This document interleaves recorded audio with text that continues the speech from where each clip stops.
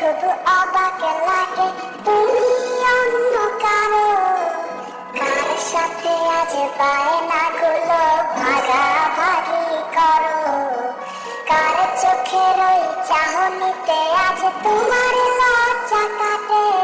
ওরে মেনে নিতে আজ পারছি না আমি তুমি অন্যের সাথে, ভাবতে খুব অবাক লাগে।